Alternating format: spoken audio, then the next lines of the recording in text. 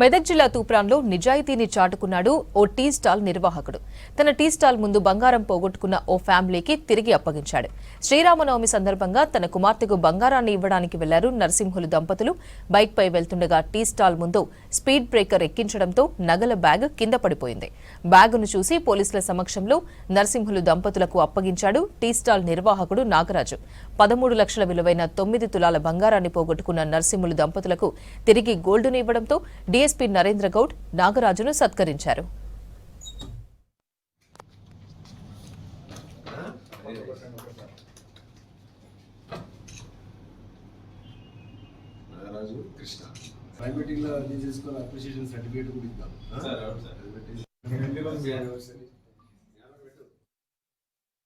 మమ్మల్ని పోలీస్ని ఎస్ఐ తూప్రాన్ గంగరాజు తర్వాత CI Rangakrishna and టీంని అప్రోచ్ కావడం జరిగింది. వెంటనే టీము రంగంలోకి దిగి మొత్తం సీసీ కెమెరాలు ఇవన్నీ కూడా వెరిఫై చేస్తున్న క్రమంలో మాకు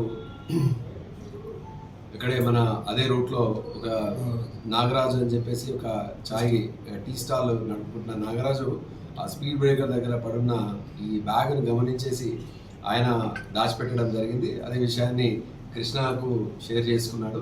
చేసి దేవర్ వెయిటింగ్ ఎవరు నష్టపోయినారో, తర్వాత ఎవరికైతే మర్చిపోయినారో లేకపోతే కింద పడిపోయిందో వాళ్ళు ఎవరైతే బాధితుల కోసం వెయిట్ చేస్తున్న క్రమంలో పోలీసులు అప్రోచ్ కావడంతో నిజాయితీతోటి ఆయన ముందుకు వచ్చేసి ఆ బ్యాగ్ని పోలీస్కి హ్యాండ్ ఓవర్ చేయడం జరిగింది. నేను వీళ్ళని మనస్ఫూర్తిగా ఇద్దరిని కూడా నాగరాజు కృష్ణల్ని అప్రిషియేట్ చేస్తున్నాను. సమాజంలో ఇలాంటి మంచి వ్యక్తులు ఒక సమాజంలో ఒక బాధ్యత కలిగిన పౌరులు ఆ బాధ్యతను వీళ్ళు నిరూపించుకున్నారు.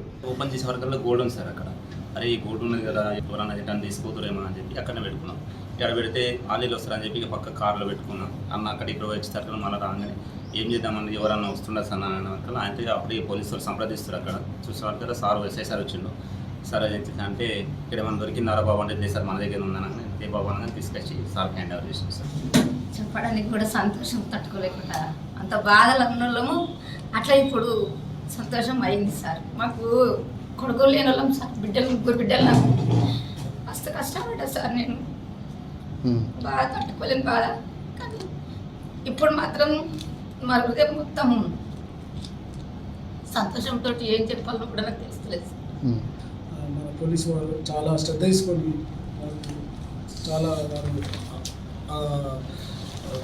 అన్ని దిక్కుల వాళ్ళు చూసి నాకు దాని ప్రకారం సీసీ కెమెరాల ద్వారా అన్ని వాళ్ళ కృషితోని వాళ్ళు సహకరించినందుకు వాళ్ళకు కృతజ్ఞత. రామన్పల్లి కాడ ఏంటంటే చెప్తుండే అయితే నేను ఎమర్జెన్సీలో 100 నెంబర్కి కాల్ చేసినట్టే అక్కడ పోలీస్ వాళ్ళు సీసీ కెమెరాల ద్వారా చూశారు. చూసి మాకు మా పెళ్లి రోజు చాలా సంతోషం బంగారం